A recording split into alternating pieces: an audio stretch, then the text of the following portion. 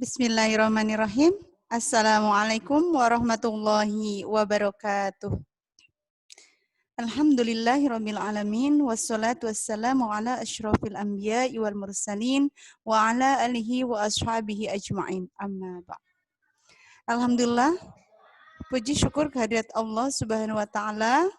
Allah yang telah memberikan kita nikmat iman, Islam dan kesehatan kepada kita, baik sehat jasmani ataupun rohani kita. Shalawat dan salam semoga tersampaikan kepada Nabi kita, Nabiullah, Nabi Muhammad Sallallahu Alaihi Wasallam, kepada para sahabatnya, kerabatnya, tabiin tabiatnya, hingga kepada kita yang senantiasa menjaga keistiqomahan dalam setiap amal kebaikan. Amin. Ya Rabbal Alamin. Akhi uti salih-salihah, kaifa halukum? Alhamdulillah anna bi khair. Ya, alhamdulillahirabbil alamin. Hari ini kita bersua kembali meskipun secara virtual, yaitu dalam kegiatan pembelajaran materi agama Islam atau Al-Islam, yang insya Allah untuk kesempatan kali ini kita akan bahas dua materi, yaitu tentang pertama keimanan, yang kedua tentang Islam. Tentang keimanan adalah iman kepada hari akhir atau hari kiamat, dan tentang Islam atau rukun Islam, yaitu rukun Islam yang kelima. Apa itu? Haji. Nah, nanti insya Allah kita akan memanfaatkan waktu untuk memaparkan kedua materi ini dengan seksama. Baiklah anak-anak sholih wa sholihah, Ustaz akan mengawali dan akan memulai. Yuk kita baca dulu basmalah dan berdoa kepada Allah. Bismillahirrahmanirrahim. Rabbi zidni ilma warzuqni fahma. Amin ya rabbal alamin. Yang pertama, dari sekian rukun iman ada 6. Dan iman itu artinya percaya. Ada beberapa rukun iman atau rukun iman itu ada 6. Salah satunya adalah iman kepada hari akhir atau hari kiamat. Apa itu iman kepada hari akhir atau hari kiamat? Ya, iman kepada hari akhir atau hari kiamat adalah mempercayai dan meyakini dengan sepenuh hati bahwa akan ada hari akhir, penghujung dari semua hari, sebagai hari kehancuran bagi seluruh makhluk dan alam semesta menuju kehidupan kekal di akhirat.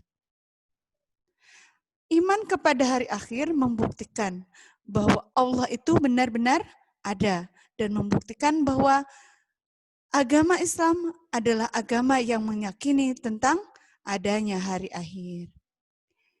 Hari akhir atau hari kiamat itu ada 2 macam.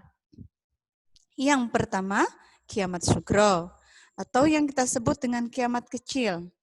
Dan yang kedua adalah kiamat kubro atau kita sebut dengan kiamat besar. Karena kubro sendiri berasal dari bahasa Arab artinya besar, dan sugro yaitu kecil. Untuk selanjutnya, kita juga pengen tahu dong, apa sih itu kiamat kecil atau kiamat sugro? Contoh-contohnya, ya, contohnya seperti gempa bumi, gunung meletus, ataupun kematian. Itu termasuk ke dalam link atau lingkupan pengertian kiamat sugro atau kiamat kecil. Apa itu yang dimaksud kiamat kubro? Kiamat kubro yaitu hancurnya alam semesta beserta isinya saat ditiupkan sangkakala oleh malaikat Israfil. Jadi ketika nanti di hari kiamat akan datang, banyak tanda-tandanya. Salah satunya ketika sudah di tanda terakhir dan malaikat Israfil meniupkan sangkakala. Ada beberapa tahapan dalam meniupkan sangkakala.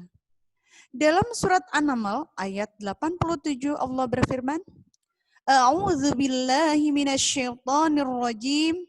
Bismillahirrahmanirrahim. Wa yawma yunfakhu fis-suri fafazi'a man fis samawati wa man fil ardh illa man syaa Allah. wa kullu atauhu dakhirin. Yang artinya, dan ingatlah pada hari ketika ditiupkan sangkakala, maka terkejutlah segala yang ada di bumi dan di langit, kecuali siapa di antara mereka yang dikehendaki oleh Allah Subhanahu wa taala, dan semua akan datang menghadapnya. Menghadap ke siapa? Yaitu menghadap kepada Allah. Mereka orang-orang yang dikehendaki oleh Allah akan datang kepada Allah. Selanjutnya, setelah kita tahu arti dari kiamat atau pengertian dari kiamat dan hari akhir, kita akan masuk ke tanda-tandanya. Sebelum datang hari kiamat itu akan ada tandanya, di antaranya. Yang pertama, tanda yang pertama adalah matahari terbit dari sebelah barat. Kalau sekarang kan matahari masih normal, matahari terbit dari sebelah timur dan tenggelam di ufuk barat atau di sebelah barat. Itu artinya dari siang menuju malam. Itu masih stabil sesuai dengan kondisi sekarang. Tapi nanti ketika sudah mendekati hari kiamat, tanda itu akan muncul, yaitu matahari terbit dari sebelah barat, bukan timur lagi. Yang kedua, turun atau keluarnya Dajjal. Dajjal yang kita tahu adalah seorang makhluk Allah yang memiliki karakter sangat bengis atau sangat buruk. Yang memiliki salah satu perbedaan dari manusia secara fisik, yaitu memiliki mata satu di tengah-tengah. Maka Dajjal itu akan menghabisi semua orang yang tidak mengikuti keinginan Dajjal. Tetapi bagi orang yang mengikuti Dajjal, maka dia akan menjadi pengikutnya Dajjal dan akan masuk ke dalam neraka bersama Dajjal.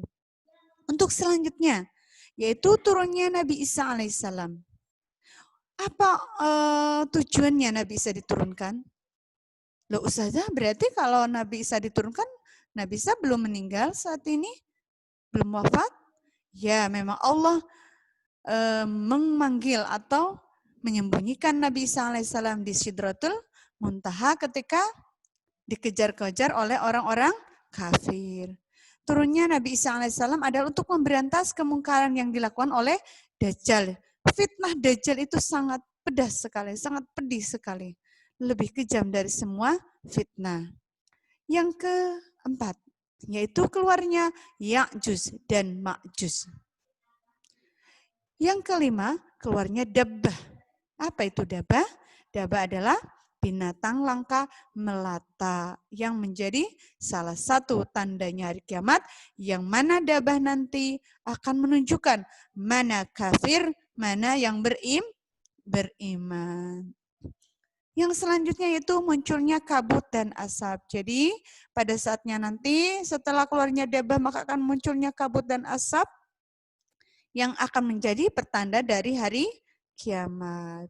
Yang selanjutnya lagi yaitu adanya 3 gerhana. Ada 3 gerhana? Ya, yaitu gerhana di timur, di barat, dan di Jazirah Arab. Setelah adanya 3 gerhana yang muncul, maka tanda yang terakhir yaitu keluarnya api di negeri Yaman. Konon pada saat ini api di negeri Yaman sudah keluar dan kita harus sudah semakin meningkatkan keimanan kita, ketakwaan kita kepada Allah. Selain itu, ketika kita sudah mengetahui tanda-tanda dari hari akhir atau hari kiamat, maka akan timbul ghirah untuk menjadi orang yang lebih baik. Maka hikmah bagi orang yang memiliki keimanan tentang hari akhir dan hari kiamat itu ada. Yang pertama, hikmahnya adalah hidupnya semakin diridhoi Allah. Hidupnya diridhoi Allah Subhanahu wa taala.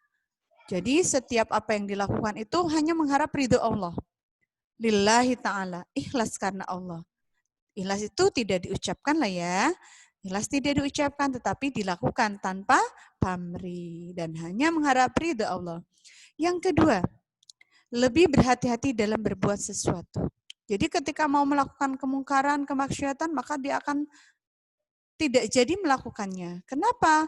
Karena dia teringat bahwa aku akan mendapatkan balasan di akhirat kelak dari semua perbuatanku. Makanya lebih berhati-hati dalam berbuat sesuatu. Lisannya, tangannya, kakinya, semua hatinya, ucapannya dijaga dengan baik. Yang ketiga, selanjutnya itu gemar berinfak. Gemar berinfak dan bersedekah tanpa mengharap balasan dari manusia. Tetapi mengharapnya apa? Lillahi ta'ala. Karena Allah. Untuk yang terakhir atau selanjutnya, hikmah yang selanjutnya adalah ikhlas dan tawakal. Jika sudah mendapatkan keikhlasan dan tawakal yang tanpa ada paksaan, atau disebut tanpa pamrih ya, maka itu sudah mendapatkan hikmah dari iman kepada hari akhir atau hari kiamat. Apa sih tawakal? Kalau tawakal sendiri adalah melakukan sesuatu dengan disertai usaha dan doa, dan akhirnya dipasrahkan semua usaha dan doa itu kepada Allah Subhanahu wa Ta'ala. Allah yang Maha mengabulkan atau tidak. Tetapi harus kita berhusnudzon pada Allah, bahwa Allah Maha mujibas sa'ilin. Maha mengabulkan segala sesuatu yang kita minta. Maha mengabulkan apa yang kita harapkan. Yang terpenting adalah caranya kita mengharapkan atau menyerahkan semua yang kita lakukan ini kepada Allah dengan keikhlasan dan keridhaan dari diri kita sendiri. Nah, setelah mendapatkan hikmah yang harus kita ingat-ingat bahwa kita ternyata akan mendapatkan fitnah dan azab kubur. Jika ada hal-hal yang pernah kita lakukan, hal-hal itu menyangkut kemaksiatan dan belum kita melakukan kebaikan, atau kita insyaf dulu, atau kita tidak melakukan itu lagi. Tapi ketika kita meninggal, kita masih dalam kemaksiatan. Maka kita akan mendapatkan fitnah dan azab kubur. Apa itu fitnah dan azab kubur? Fitnah dan azab kubur adalah pertanyaan kepada si mayit ketika di alam kubur atau alam barzah. Pertanyaannya tentang apa? Yaitu ada beberapa hal yang disampaikan oleh malaikat kepada si mayit, yaitu yang akan mendatangi kita, malaikat Munkar wa Nakir kepada kita. Malaikat Munkar dan Nakir akan menanyakan, siapa ilah kita? Siapa Tuhan kita? Siapa Nabi kita? Dan apa agama kita? Jadi setelah menanyakan tentang Tuhan kita, agama kita, dan Nabi kita, kembali kepada kita. Jika iman kita kuat, iman kita banyak, perbuatan sholih kita banyak, maka kita akan dengan mudah menjawabnya. Tapi jika si mayit ada orang yang jauh dari kebaikan dan selalu berbuat zalim, maka jawabannya apa? Saya tidak tahu. Seperti itu yang dikatakannya. Berbeda dengan orang yang beriman atau memiliki ketakwaan yang kuat. Baiklah, selanjutnya. Setelah kita mengetahui tentang fitnah dan azab kubur, kita pengen tahu dong apa sih azab kubur? Siksaan lah ya.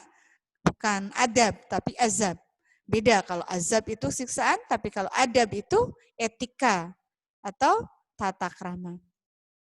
Apa yang menjadikan sebab-sebab terjadinya azab kubur? Yang pertama, yaitu namimah.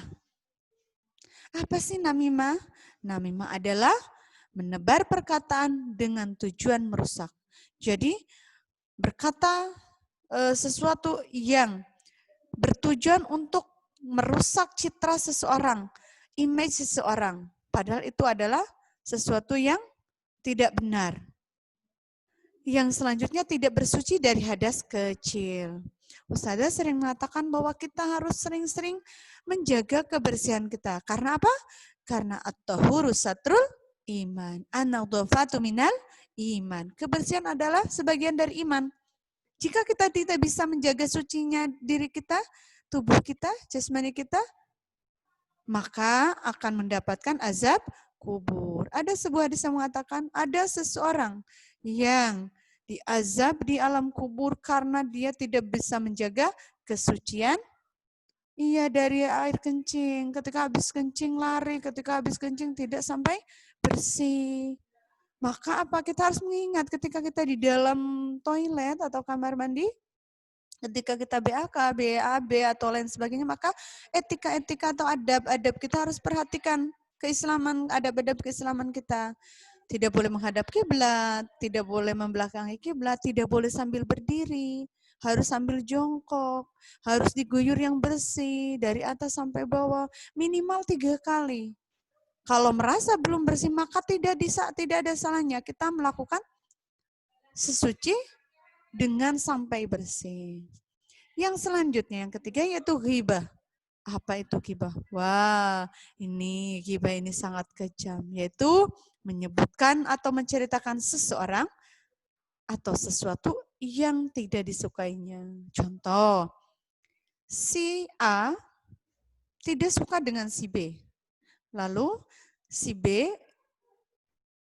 A menceritakan bahwa si B itu memiliki satu aib atau hal buruk yang tidak orang lain tahu, yang hanya si A tahu. Diceritakanlah oleh si A perilaku si B itu kepada si C, si D, sampai si Z. Yang dirasakan oleh si B apa? Rasa malu, rasa sedih, karena mendengar atau mengetahui bahwa dirinya diceritakan oleh si A. Apa salah saya? Kenapa saya diceritakan hal yang tidak baik tentang saya? Nah, itu namanya ghibah. Menjadi rasa sakit buat seseorang. Mau benar atau salah, hindari hal-hal yang seperti itu. Udah cukup diam. Ketika ada kemungkaran, maka kita harus melakukan tindakan pencegahannya. Apa? Menasehati, memberikan penjelasan bahwa itu salah. Jangan apa? Malah menyebutkan keburukannya itu kepada orang lain. Maka itu jadi apa? Jadinya ghibah. Ghibah itu sangat kejam. Yang selanjutnya itu yang keempat yaitu zina. Apa sih zina? Berhubungan dengan yang bukan mahramnya, pegangan tangan bukan mahramnya, pacar-pacaran. Tidak ada zamannya pacar-pacaran. Yang ada apa? Yang ada ta'aruf. Kalau kita sudah berhubungan dengan yang bukan mahram kita, maka ketika kita berdua dengan seseorang, di tengah kita itu ada siapa? Ada syaitan. Waswisu, membisikkan sesuatu yang tidak baik. Mengatakan, pegang tangannya. Na'udzubillahi min dzalik. Maka apa dalam Islam? Jika kita sudah merasa yakin dengan orang yang kita sukai, kita harus apa? Melakukan pernikahan dengan syah. Yang kelima, sebab-sebab azab kubur yang kelima yaitu memakan harta riba. Na'udzubillah. Untuk yang satu ini berhubungan dengan apa? Ekonomi. Sesulit apapun kita dalam kehidupan ini, seperti saat ini, jangan pernah kita melakukan suatu tindakan yang akhirnya menjadikan dosa. Memakan harta riba itu memakan bunga pinjaman uang. Contoh, si Fulan punya uang banyak. Lalu Fulani datang untuk meminjam. Fulan bilang, Fulani, aku mau loh meminjamkan uang sama kamu, tapi kamu nanti memberikan bunga kepadaku ya. Kamu kan pinjamnya 50.000. Nanti ketika minjamkan aku tambahin lagi, ketika mengembalikan kepadaku tambahin lagi ya jadi 75.000. Nah, yang 25.000-nya itu adalah bunga atau keuntungan yang dibuat oleh si Fulan. Yang rugi siapa? Fulani. Jikapun seseorang ingin memberikan jasa, maka tidak ada paksaan atau kesepakatan di sebelumnya. Tetapi keikhlasannya setelah dia meminjam. Kalau orang Jawa bilang apa? Elok-eloknya seseorang memiliki perasaan. Nah, kalau misalkan kita sengaja untuk melakukan rentenir atau mengambil harta riba dari pinjaman-pinjaman yang kita lakukan, yang kita pinjamkan, dari uang yang kita pinjamkan, maka na'udzubillah min dzalik, itu akan menjadi sebuah dosa yang tidak berkesudahan. Kalau kita tidak menyudahinya sebelum meninggal. Kok sampai meninggal kita masih merentenkan, na'udzubillah min dzalik, maka itu akan menjadi apa? Uang yang menjadi bunga dari pinjaman itu akan menghimpit kita, akan menjadi azab kita di alam kubur. Nah, setelah sebab-sebab azab kubur, maka kita masuk ke materi selanjutnya, yaitu untuk supaya kita terhindar dari fitnah kubur. Tapi ingin mendapatkan fitnah kubur, caranya seperti apa? Jadi supaya kita terhindar dari fitnah kubur dan mendapatkan nikmat kubur, caranya adalah yang pertama, sungguh-sungguh dalam ketaatan kepada Allah. Jadilah kita orang yang bertakwa. Apa itu orang bertakwa? Melakukan perbuatan yang dianjurkan, yang diharuskan oleh agama kita. Dan tidak melanggar apa yang diaturankan kepada kita. Dalam Islam tidak boleh mencuri, maka jangan mencuri. Dalam Islam tidak boleh seperti tadi berhubungan dengan bukan mahram, jangan melakukan. Maka yang timbul apa? Ketaatan, ketakwaan. Ya, kesungguhan dalam ketakwaan kepada Allah.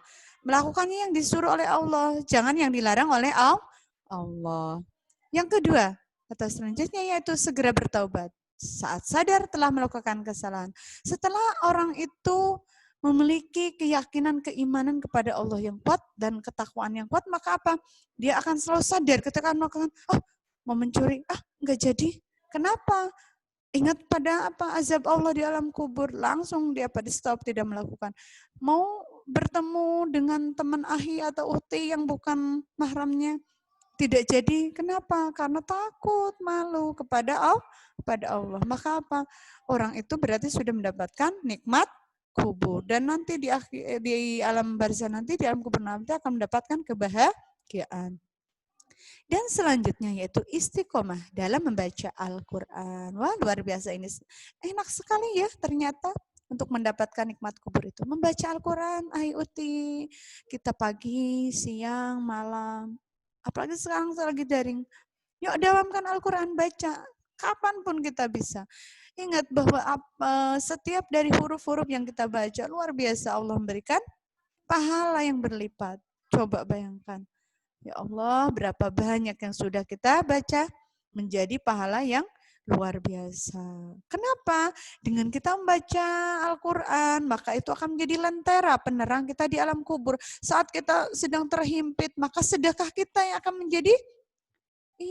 menjadi penolong kita. Diluaskan, dilebarkan semua alam barzah kita, alam kubur kita. Dan dengan Al-Quran akan diterangi kita. Binatang-binatang akan menggigit kita dijauhkan oleh Allah. Maka apa salahnya kita selalu berbuat baik? Apa salahnya untuk kita selalu istiqomah dalam setiap kebaikan? Jadi jangan takut, jangan salah, jangan ragu untuk melakukan setiap kebaikan. Semoga kita dijadikan orang-orang yang istiqomah dalam menyempurnakan iman dan Islam kita. Untuk selanjutnya, untuk materi yang kedua yang kita bahas kali ini, setelah tadi tentang rukun iman, sekarang kita akan masuk ke materi kedua, yaitu rukun Islam. Rukun Islam yang kita bahas kali ini adalah rukun Islam kelima. Wah, apa itu? Haji. Senang ya dengar haji? Iya. Kalau kemarin-kemarin sebelum corona kita bisa mengantarkan keluarga kita, saudara-saudara kita untuk ke tanah suci, sampai misalkan di embarkasi atau di tempat-tempat yang memang diperbolehkan untuk mengantar ya. Kalau sekarang tidak ada kegiatan ibadah haji, tapi tidak salahnya kita belajar tentang haji. Siapa tahu Allah menakdirkan kita bertemu saudara-saudara kita di seluruh dunia di Baitullah.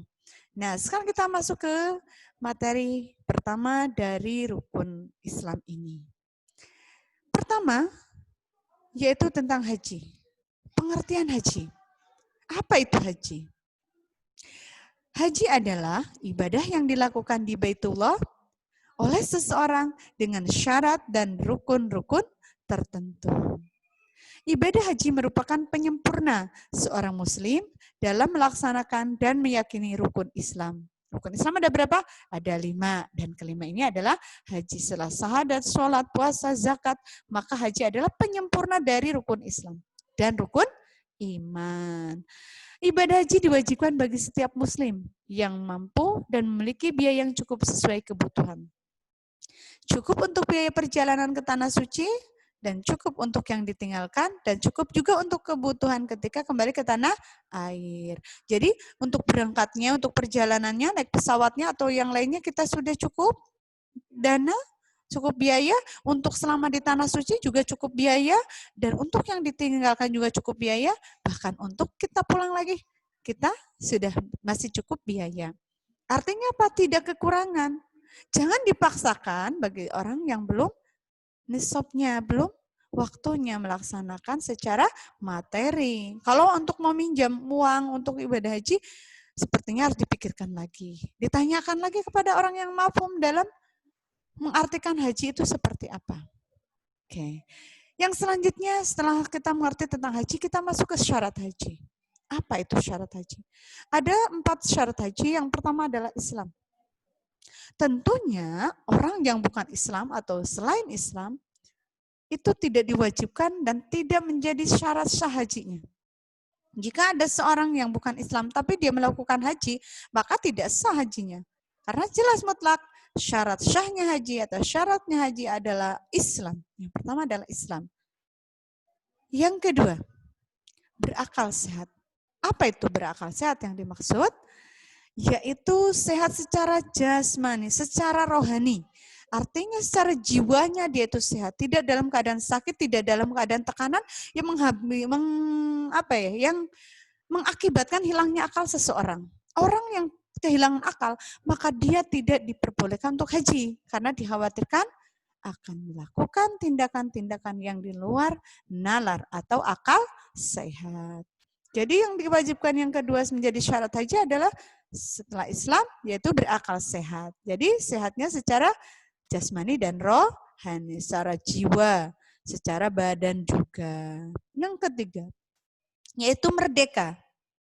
Orang yang dalam tekanan, baik budak ataupun hamba sahaya, itu tidak menjadikan dia itu diperbolehkannya untuk melakukan ibadah haji.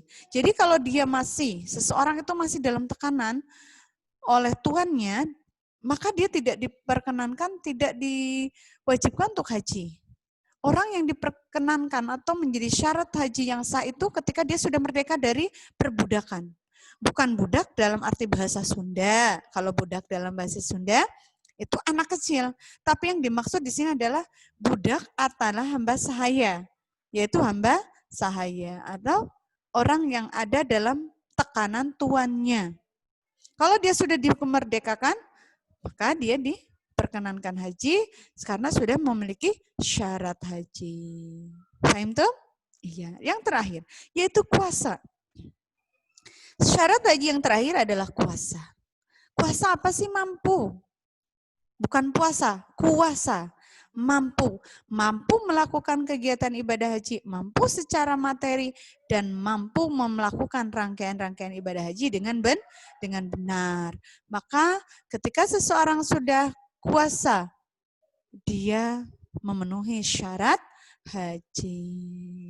Nah, setelah tadi pengertian haji, syarat haji, maka masuk ke rukun haji. Apa saja Ustazah rukun haji itu? Rukun haji yang pertama adalah ihram. Ada yang tahu apa itu ihram? Ya, pintar sekali Ayu Uti. Ihram adalah berniat mengerjakan ibadah haji dan memakai pakaian ihram putih-putih ya, pakaiannya bersih suci, menandakan kesucian jiwa dan raga. Karena apa? Besok ketika kita meninggal atau wafat, kita akan hanya memakai sehelai atau gaun yang diberikan oleh orang yang masih hidup kepada kita yang sudah meninggal disebut dengan kain kafan, warnanya putih. Tidak ada kain kafan bercorak, berwarna-warni, batik dan sebagainya. Karena apa? Ini akan menuju kepada Allah.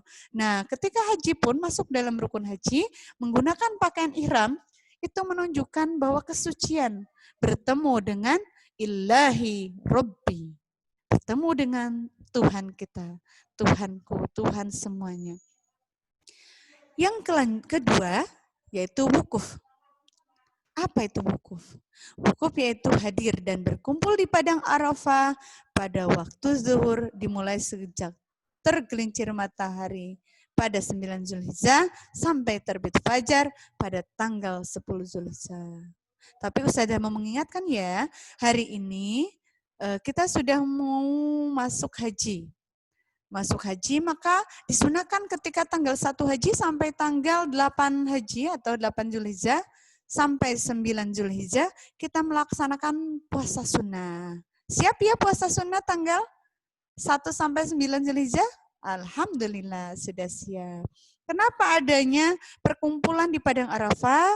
Itu menunjukkan pertemuannya antara Nabi Adam alaihissalam dengan Hawa istrinya. Setelah berpuluh-puluh tahun, beratus tahun tidak bertemu, yang Allah turunkan mereka dari surga karena memakan buah khaldi, melanggar aturan Allah. Maka pada saat itu, pada tanggal 9 Zulhijjah itu, Allah kumpulkan Nabi Adam dan Siti Hawa bertemu bersatu kembali. Itu menjadikan momentum sekarang. Setelah itu jadi momentum pertemuan manusia muslim di seluruh dunia yang melaksanakan ibadah haji di Padang Arafah. Ini mengingatkan juga kepada kita esok, yaitu seperti tadi yang kita bahas, Padang Mahsyar. Di mana kita pada hari kiamat nanti akan dipertemukan oleh Allah di Padang Mahsyar. Untuk apa? Untuk melakukan atau untuk dihisab semua amal perbuatan kita. Apakah perbuatan kita baiknya banyak ataukah sedikit? Ataukah perbuatan buruk kita banyak ataukah sedikit? Semua kembali kepada diri kita. Yang terpenting di kita adalah berdoa dan melakukan semua kebaikan dengan keikhlasan kepada Allah. Jika kita sudah yakin bahwa itu benar, maka lakukanlah. Jika tidak yakin bahwa itu benar, maka jangan dilakukan. Jika apa? Jika itu melanggar syariat Islam. Yang ketiga yaitu tawaf. Rukun haji yang ketiga adalah tawaf. Apa itu tawaf? Mengelilingi Ka'bah sebanyak 7 kali putaran. Dimulai dari Hajar Aswad dengan posisi Ka'bah di sebelah kiri orang yang bertawaf. Jadi ketika orang yang bertawaf itu berputar 7 kali yang dimulainya dari Hajar Aswad. Tapi posisinya di sebelah kiri orang yang bertawaf. Apanya? Ka'bahnya. Dengan posisi Ka'bah di sebelah kiri orang yang bertawaf. Yang selanjutnya yang keempat yaitu sya'i. Yaitu berlari-lari kecil antara Bukit Syafa dan Marwah. Sya'i ini menjadi simbol pada zaman dahulu atau pada saat Nabi Ismail alaihissalam ingin minum. Kehausan, bundanya yaitu Siti Hajar melakukan lari dari Bukit Syafa ke Marwah mencari air karena di situ gersang sekali ya. Nabi Ibrahim alaihissalam mengantarkan istri dan putra kesayangannya itu ke daerah Jazirah Arab yang sangat tandus dan gersang. Maka mereka itu berdua itu tidak memiliki tetangga, tidak memiliki sanak saudara di situ, hanya berdua. Tapi dengan izin Allah ketika Siti Hajar, mohon maaf ya, Siti Hajar melakukan kebingungan. Akhirnya melakukan lari-lari kecil dari Bukit Syafa dan Marwah. Sebenarnya tujuan untuk mencari air, tidak menemukan. Begitu beliau melihat, ternyata dari bawah kaki pijakan Nabi Ismail alaihissalam yang waktu itu masih kecil, keluar sumber mata air, terpancar. Kaget beliau, akhirnya mendekati putranya tersebut. Ya anak kecil ya, sedang menangis itu biasanya kejar-kejar. Jadi menginjak-injakkan kakinya, menjejakkan kakinya itu ke tanah. Maka apa? Dengan izin Allah, mukjizat dari Allah, muncul apa? Sumber mata air. Yang sampai detik ini masih mencukupi seluruh manusia yang meyakini akan mukjizat Allah tersebut. Jika ada orang yang mengatakan bahwa air Zam-Zam itu adalah penyulingan dari laut. Nauzubillah min dzalik, itu adalah sebuah kebohongan. Karena apa? Yang terjadi adalah itu hasil dari pijakannya Nabi Ismail alaihi salam. Selanjutnya yang terakhir yaitu tahallul. Dari rukun haji yang terakhir yaitu tahallul. Apa itu tahallul? Tahallul adalah mencukur rambut minimal 3 helai. Dan dilakukan setelah melempar jumroh. Nah, jika ada yang habis haji terus gundul tidak masalah. Daripada tidak melakukan rukun haji. Salah satu rukun haji tidak terpenuhi maka tidak sah hajinya.